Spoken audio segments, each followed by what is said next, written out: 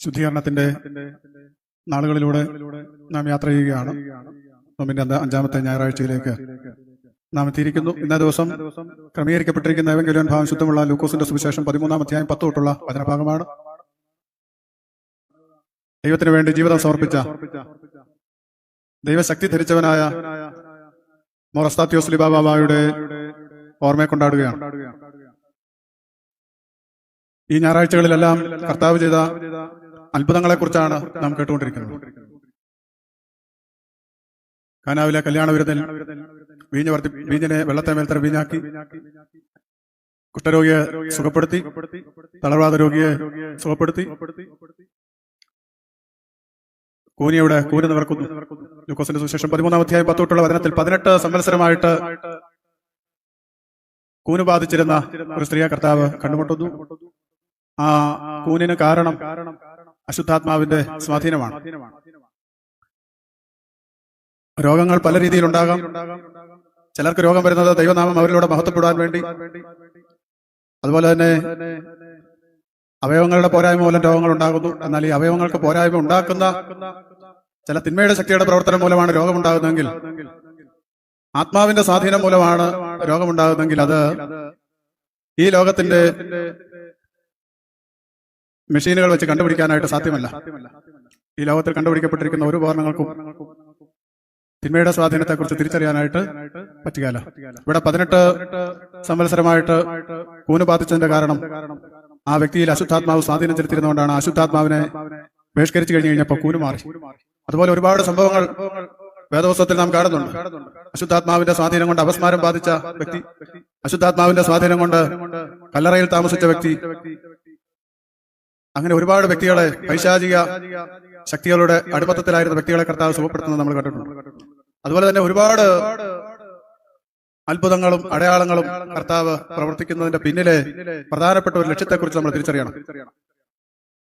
താൻ ദൈവമാണെന്നുള്ള സത്യം ബോധ്യപ്പെടുത്തുക, ഈ സൃഷ്ടപ്രപഞ്ചത്തിന്റെ മുഴുവൻ മേലും തനിക്കുള്ള അധികാരം വെളിപ്പെടുത്തുക എന്നത് കർത്താവ് ആഗ്രഹിച്ചു.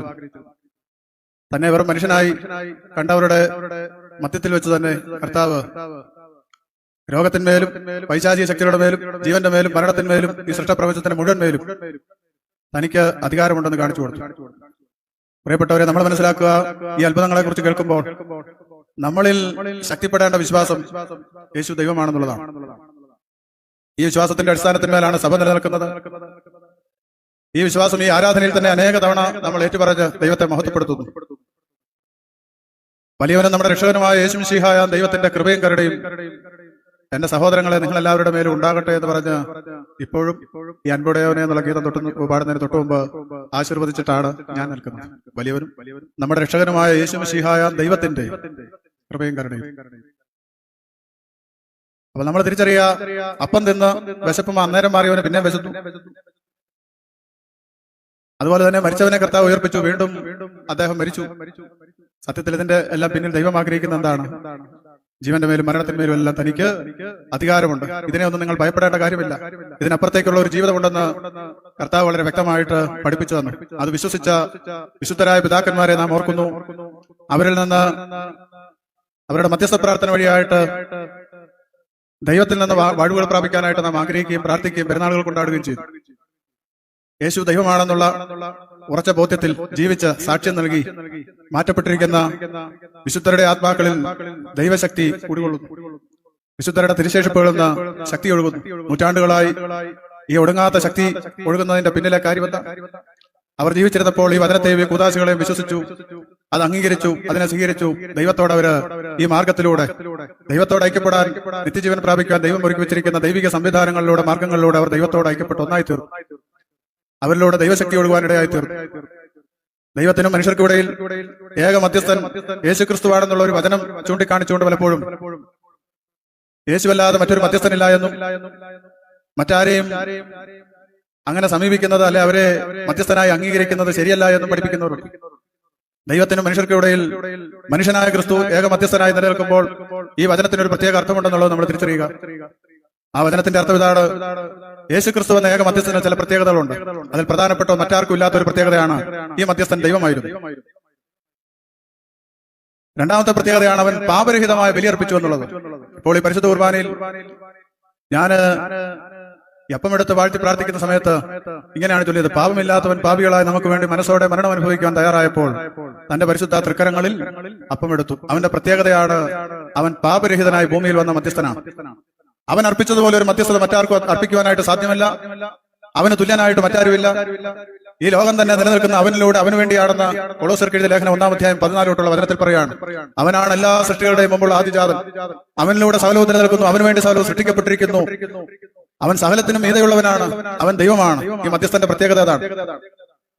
പഴയ നിയമകാലഘട്ടത്തിലുള്ളവരും പുതിയ നിയമകാലഘട്ടത്തിലുള്ളവരും സകലരും രക്ഷ പ്രാപിക്കുന്നത് ഈ ഏക മധ്യസ്ഥനിലൂടെ ആയതുകൊണ്ടാണ്. ആദാമ്യ പാപത്തിലൂടെ പാപത്തിന്റെ അടിമത്തത്തിൽ വീണുപോയ മനുഷ്യകുലത്തിന് പാപപരിഹാരം ഉണ്ടാക്കാൻ, സ്വർഗരാജ്യ അവകാശിയാക്കി അവനെ മാറ്റുവാൻ വേണ്ടി സ്വർഗം വിട്ടിറങ്ങി വന്ന ഈ ഏക മധ്യസ്ഥനെ കുറിച്ച് 1 തീമോഥെയോസ് 2:1-5 വരെയുള്ള വചനത്തിൽ പറയുന്ന ആ ഒരു വചനത്തിന്റെ അർത്ഥം നമ്മൾ ആഴത്തിൽ ഗ്രഹിക്കണം. അവന്റെ പ്രത്യേകതയാണ് അവൻ ദൈവമായിരുന്നു.